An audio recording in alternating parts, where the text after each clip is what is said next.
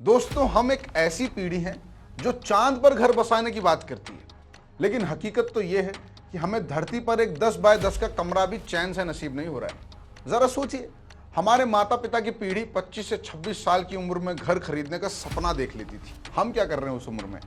आज उस उम्र में हम ये सोच रहे हैं कि क्या इस महीने के बिजली का बिल भरने के बाद बाहर पिज्जा खाने के थोड़े से पैसे बचेंगे क्या, या फिर वो जो नया जूता मैंने सोचा है उसको अगर मैं खरीद लूंगा तो क्या अगले महीने की मेरी अपनी फोन की ईएमआई में दे पाऊंगा।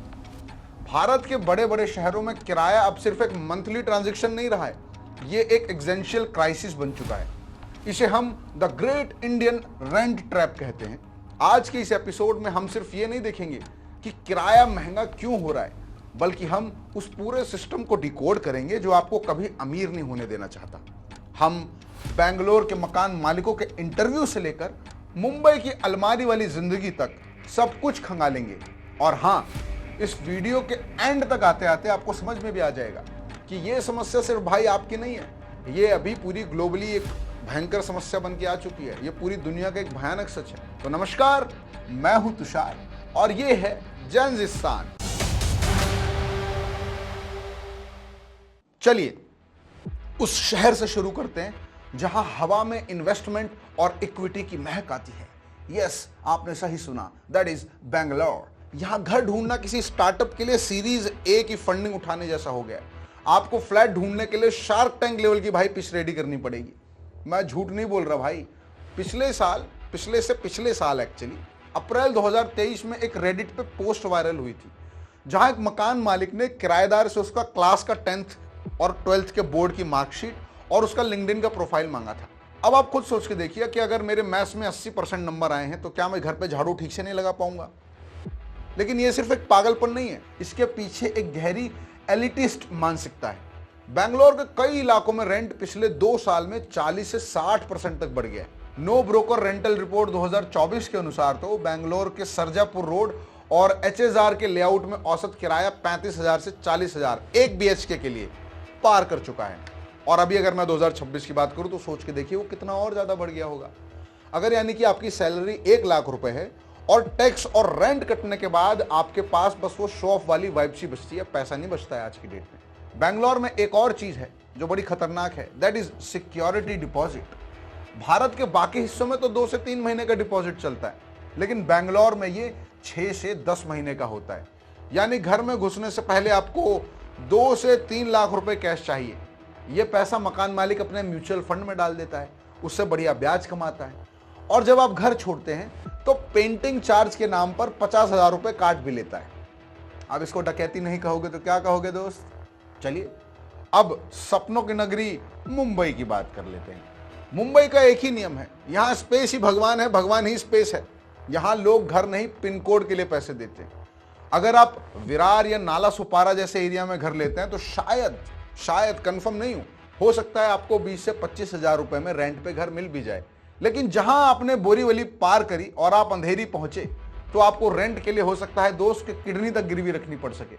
इसीलिए वहां एक नई चीज बहुत तेजी से फैल रही है जिसको बोलते हैं को लिविंग कल्चर। मुंबई में को लिविंग का मतलब है कि एक 2 BHK का फ्लैट है, उसमें 8 लोग रहेंगे और जो है रेंट उसको आपस में बांटेंगे। यहां प्राइवेसी नाम की चीज सिर्फ डिक्शनरी में बची है मेरे भाई। नाइट फ्रैंक अफोर्डेबिलिटी इंडेक्स 2023 के मुताबिक मुंबई भारत का सबसे लीस्ट अफोर्डेबल शहर है। यहाँ एक आम परिवार की आय यानी कि सैलरी का 55% हिस्सा जो है वो सिर्फ रेंट में या फिर ईएमआई में चला जाता है। दुनिया भर में ये आंकड़ा 30% से ऊपर खतरनाक माना जाता है। इनफैक्ट न्यूयॉर्क में भी लोग अपनी आय का इतना हिस्सा रेंट में नहीं देते जितना एक औसत मुंबई कर देता है। यहाँ सी फेसिंग का मतलब है कि अगर आप बालकनी से लटकें तो आपको समुंदर की एक नीली लकीर दिखेगी और इस समुंदर की नीली लकीर को देखने के लिए आप अपनी पूरी जवानी मकान मालिक को दान में दे देते हैं। अगर हम बात करें फिर अपनी दिल्ली और गुड़गांव की तो यहाँ की कहानी थोड़ी सी अलग है। यहाँ पे समस्या सिर्फ रेंट नहीं है, बल्कि यहाँ पे समस्या अधिकार की है, राइट की है। दिल्ली के कई इलाकों में आज भी बैचलर होने का मतलब है कि आप एक संदिग्ध अपराधी हैं, आपको एकदम टेढ़ी नजर से देखेंगे। शादी से पहले तक मैं खुद भी इस बात का भुक्तभोगी रह चुका हूँ। दिल्ली के कई इलाके ऐसे हैं जब बैचलर्स को घर देना अलाउड ही नहीं है, और अगर घर गलती से आपको किसी ने दे भी दिया तो फिर वहां पे टर्म्स एंड कंडीशंस हैं। दोस्त नहीं आएंगे, नॉनवेज नहीं बनेगा, रात को 10 बजे के बाद एंट्री बंद, पार्टी तो कभी नहीं हो सकती, महिला मित्र दिन में भी नहीं आ पाएगी। भाई ये लोग रेंट पे घर दे रहे हैं या जेल दे रहे हैं, मुझे आज तक समझ नहीं आया। दिल्ली एनसीआर और मुंबई में ब्रोकरेज का एक ऐसा नेक्सस है जो दुनिया में कहीं नहीं है। हर साल रेंट रिन्यू होने पर ब्रोकर फिर से आधा या 1 महीने का रेंट मांगने आ जाएगा। किस बात का नहीं बता पाएगा, उसने क्या किया नहीं बता पाएगा, बस उसने क्या किया, एक पुराने एग्रीमेंट पे उसने डेट बदल के दी थी आपको। अगर मैं अब गुड़गांव की बात करूं तो भाई गुड़गांव का गोल्फ कोर्स रोड का हाल देखोगे तो आप सदमे में आ जाओगे। वहां पे रेंट अब न्यूयॉर्क के मैनहट्टन को टक्कर दे रहा है। 1.5 लाख से 2 लाख और कुछ जगह तो 5 लाख भी एक 3 BHK के लिए। और विडंबना देखिए, इतनी कीमत देने के बाद भी पहली बारिश में ही गुड़गांव में आज भी सड़कों पे नाव चलानी पड़ जाती है। यहाँ लग्जरी सिर्फ दीवारों के अंदर तक सीमित है भाई, बाहर वही पुराना सिस्टम है, ओल्ड गुड़गांव। आप सोच रहे होंगे कि क्या सिर्फ हम ही दुखी हैं? नहीं, ये अभी एक ग्लोबल क्राइसिस है। लंदन में रेंट कंट्रोल की मांग को लेकर हजारों लोग सड़कों पे आ गए थे। न्यूयॉर्क में औसत रेंट $3,500 यानी कि करीब करीब 2,90,000 रुपए के आसपास पहुंच गया है। लेकिन एक देश ऐसा भी है जिसने इसको रोकने की कोशिश करी है, दैट इज जर्मनी। हाँ, वही हिटलर वाला जर्मनी। बर्लिन ने रेंट कैप लगाया था ताकि मकान मालिक एक सीमा से ज्यादा किराया ना बढ़ा सके। हालांकि कोर्ट में बाद में इसको चुनौती दे दी गई, लेकिन वहां की सरकार ने हजारों अपार्टमेंट्स को प्राइवेट कंपनियों से वापस खरीद लिया ताकि लोगों को सस्ता घर मिल सके। भारत में क्या हो रहा है? भारत में मॉडल टेनेंसी एक्ट 2021 लाया गया। कागज पर ये बहुत अच्छा लगा, बहुत अच्छा है, बहुत अच्छा है। यह कहता है कि सिक्योरिटी डिपॉजिट भाई 2 महीने से ज्यादा नहीं होना चाहिए, लेकिन क्या ये लागू है? नहीं। अभी बताया ना आपको बेंगलोर वाला इंसिडेंट, 8 से 10 महीने तक का ले लेते हैं।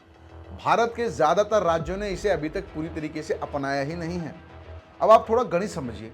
मान लीजिए कि आपकी उम्र 23 साल है, आपकी सैलरी 50,000 है, रेंट प्लस बिजली प्लस मेंटेनेंस में आप 20,000 देते हैं, यानी कि 40% आपकी सैलरी का। खाना प्लस ट्रेवल में 10,000 चला गया, 20% यहाँ चला गया। Loan plus EMI plus miscellaneous खर्चों में 10,000 यानी कि 20% और बचत 10,000 यानी 20% के आसपास आप पैसा बचा ले रहे हैं। इस रफ्तार से अगर आप एक 80 लाख का फ्लैट खरीदना चाहते हो तो आपको सिर्फ डाउन पेमेंट जो कि लगभग 20% होती है, उसको इकट्ठा करने में ही 15 साल लग जाएंगे। और तब तक उस फ्लैट की कीमत भी मजे की बात है कि 1.5 करोड़ हो चुकी होगी। इसी को कहते हैं द हेडोनिक ट्रेडमिल। आप भाग रहे हैं लेकिन पहुंच कहीं नहीं रहे। हम अभी एक ऐसी पीढ़ी बन गए हैं जो एसेट्स नहीं बना पा रही, सिर्फ दूसरों की पैसिव इनकम का हम एक जरिया बन के रह गए। किराए की इस मार का एक मनोवैज्ञानिक असर भी है, साइकोलॉजिकल इफेक्ट। जब आप अपनी सैलरी का एक बहुत बड़ा हिस्सा सिर्फ रेंट में दे देते हो तो आप अपने सोशल लाइफ से कट जाते हो। आप दोस्तों के साथ बाहर जाने से डरते हो क्योंकि आपको पता है कि भाई एक डिनर का मतलब है कि आपकी महीने की सेविंग का 10% गायब होना ही होना है। इससे पैदा होता है अर्बन लोनलीनेस। हम हजारों लोगों के बीच एक फ्लैट में रहते हैं पर अपने पड़ोसियों को नहीं जानते। हमारा घर हमारे लिए सुकून की जगह नहीं, बस रात बिताने का एक महंगा ठिकाना बन के रह गया है। पर अब आप सोच रहे होंगे मनी मन की इतनी डिप्रेसिंग बातें मैंने कर दी, इसका समाधान क्या है? क्या हम हमेशा ऐसे ही रहेंगे? नहीं, कुछ सॉल्यूशंस निकल सकते हैं, लेकिन इस पर सोचना पड़ेगा। जैसे रिमोट वर्क का अधिकार। अगर कंपनियां वर्क फ्रॉम होम को प्रमोट करेंगी तो टियर 2 और टियर 3 शहरों का विकास हो पाएगा और महानगरों पर बोझ भी कम होगा क्योंकि लोग फिर कम आएंगे, लोग अपने घर से काम करना ज्यादा प्रेफर करेंगे। मॉडल टेनेंसी एक्ट का सख्ती से पालन। जब तक सिक्योरिटी डिपॉजिट पर कैप नहीं लगेगा भाई, ये लूट तो जारी की जारी ही रहेगी। Public housing. सरकार को सिंगापुर की तरह HDB मॉडल्स लाने होंगे जहां मिडिल क्लास के लिए सरकारी जमीन पर सस्ते और अच्छे फ्लैट्स हों। और हमारे लिए दोस्तों, अपनी वर्थ को सबसे पहले आप समझिए। आप अपनी वर्थ को एक महंगे फ्लैट से मत जोड़ के देखिए। अगर आपका रेंट आपकी सैलरी का 30% पार कर दे रहा है तो ये रेड फ्लैग है। डेली ल्यू से बाहर निकलिए। रेंट क्राइसिस सिर्फ एक पर्सनल समस्या नहीं है, ये एक पॉलिसी फेलियर है।